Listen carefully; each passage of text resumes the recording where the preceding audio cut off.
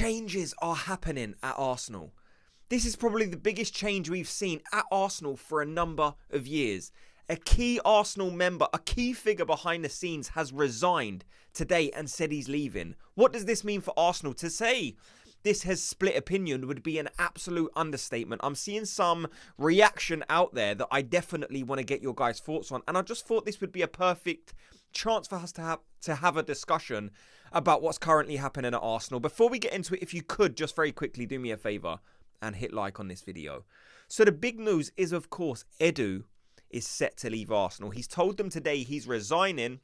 And the talks are, the kind of confirmation out there is that he's looking to join Marinakis at Nottingham Forest. Now, I think there's some confusion out there. I want it to be known that he's not necessarily going to be the sporting director of just Nottingham Forest. He's not left Arsenal to just join Forest. He's gone there to... They work with a number of clubs over Europe, and they're looking to acquire more clubs as well. So he's gone to be like the main guy to work under the umbrella. He's going to have a say in multiple projects. And I think that's what's interested Edu in making this decision. He wants to work for a bigger organisation. That's all I can think of. But what does that mean for Arsenal? That's the most important thing here. Like I said, I'm seeing a split opinion out there. I just want to ask you very quickly, is this good for Arsenal? Just let me know very quickly. Is Edu leaving Arsenal good for us? Let me know in the comment section. I'm going to give you my opinion on it. First of all, I see a lot of hate out there for Edu at the minute. When I saw the news, a friend of mine texted me because I didn't catch the news live, and he said, listen, Edu's left Arsenal. And I was thinking, what's going on? Had a quick look into it, and I was like, oh my God. So I make some phone calls, do some research. And yeah, he's definitely leaving. Arsenal have put it out there and said this is happening. First of all, I just want to say I appreciate what Edu has done. The reaction out there saying good, fraud, everything like that is absolutely, totally unwarranted. What this guy has done at this club, whether you want him to still be appointed or not, has been exceptional. He's been so good. Don't forget what Arsenal was when Edu took over. Don't forget the toxicity that was thriving in the fan base. And don't think that still can't happen, because there is still an opportunity. You can see it lingering in the background for Arsenal to still return to that toxic fan base. I hope we don't get there. Like I said, I think there's some positives and negatives. Overall, when I heard the news this morning, my general thought was, this is bad news. It's going to unsettle the team. And you don't want that when you're a team that's, you know, essentially challenging for the title race. And I know some people are saying we're out of it, but the truth is, if you beat Liverpool and Man City, then we're probably still in the title race. Like, it's an unsettled nature or environment that we don't really need. And like I said, Edu is good at his job. It was only 2 seasons ago he was winning, what was it, best sporting director in the world out of every single sporting director. So let's not pretend that he's not good at what he does. Edu is good, and that's why he's been appointed by someone else. Like, he is good. The only other thing I can think of is like what would this mean for Arteta? And I don't think there's any immediate danger of Arteta leaving, but Edu and Arteta, from what we're led to believe, get on so well with each other. So will Edu, overlooking these other clubs, try and pinch Arteta? Like I said, that's just something to think about. It's not something I believe in whatsoever, but that's just kind of another negative that I see in this deal. And like I said, it's just the environment that it could bring on. And who are you going to replace him with? That's the main thing I want to know. If this decision is happening, which now it is, like, who are we replacing him with? Are we just going to promote within and hope it works out? Or are we actually going to go out there and appoint the best in class? Because that's what we would need to do in this situation. Like I said, I didn't necessarily want Edu to leave. I still think it's a bit of a bad decision. But if you're going to have that decision be made, then you need to go out there and identify the best in class and make it happen. If we're just going to promote whoever's kind of lurking in the background, kind of working on this similar kind of role, we're going to promote him and see how it works out, then I don't see that being a positive whatsoever.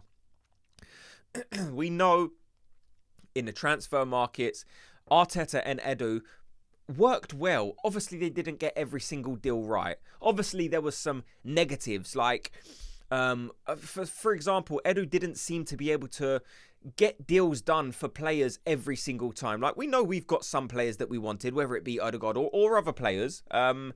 We was able to get those deals done. But when it come to Mudryk, Sesko, There was rumours of Gyökeres. Whether we was fully interested in that, I'm not sure. But there have been players that we've identified that we 100% know we want to happen, but we haven't been able to get the deal done. Now, that could be for a number of reasons. That could be the ownership are not willing to part or pay the exact amount of money needed to get the deal done. It could just be that. Or it could be the negotiation. We have to bear that in mind as well. And this is where I'm saying I wanted to make a case for the people that are for this appointment. If you are one of them, let me know. I think this can be a good move. Because like in business, no matter what it is, at times you want to keep it fresh, just so you know you're bringing in people and they're having an input. You're bringing in more people with qualifications and who have a level of professionalism, and they're having an input. So you're always keeping it fresh. There's a turnover, and you always seem to improve that way. So if you're looking at it like that, then I guess if you're bringing in someone else who's really good, then I guess it could work.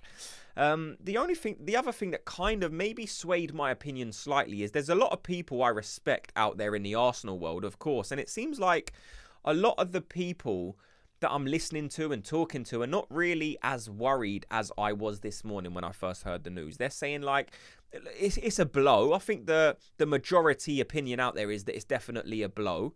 But this can be a positive. And if that's the way that we now need to look at it, then that's fine. But I have a feeling this could cause disruption, and I don't want that to happen. Of course, I'm sure you guys don't. Like, Arsenal are probably going through a patch at the minute.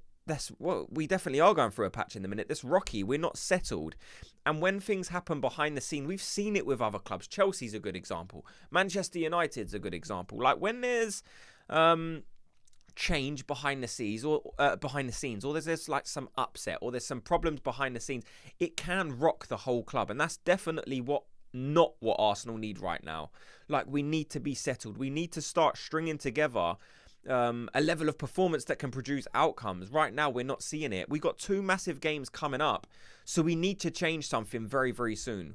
We're going to do a breakdown in tomorrow's video about the game at Inter Milan, but it's an essential must-win game. Is that the competition? Let me know that you guys look at and say this is where Arsenal now have the best chance to win like a major silverware, whether it be the Premier League or the Champions League. Do you think Arsenal now have a better chance in winning the Champions League over the Premier League? I genuinely want to know, so let me know in the comment section. I just think we have to win this away game, not necessarily just for the Champions League, because we are in a good position in the Champions League anyway, but we need to start getting some momentum. We need to start changing not just the perception, but like I said, their level of performance. We need to start playing better, because that will directly affect our form in the Premier League, and that will allow us to pick up more points. Very, very simple. Chelsea away this Sunday is a must-win. Again, let me know, are you looking at this game against Chelsea on the weekend and saying Arsenal 100% have to win this game? I'm saying that, because if we lose again on the weekend and Man City win and Liverpool win, you're going to start getting yourself in a position where you're looking at it and thinking 10, 11 points. It can be done. It's been done before, of course it has, but you're just leaving yourself in a massive disadvantage. I don't know. I really want to try and look at this situation now in a positive. I don't necessarily see it as a positive, but I want to try and think of it in a positive way. I'm looking at it and saying, right, we do need to keep it fresh. Maybe this will be give us impetus to start performing at a higher level. Maybe this will allow us to identify our transfer targets and bring them in quicker. Identify better players that will fit the system of having this attacking team way better than what we're currently identifying. I don't know. I'm looking at it and trying to be a glass half full kind of outlook. Look, let me know your guys' thoughts on it. What are you thinking? Thanks so much to everyone for watching and listening. Before you go, like I said, if you could just do me the favor very quickly and hit like on this video, just like it and subscribe, and I'll speak to you all in tomorrow's video. Gooners, have a good day.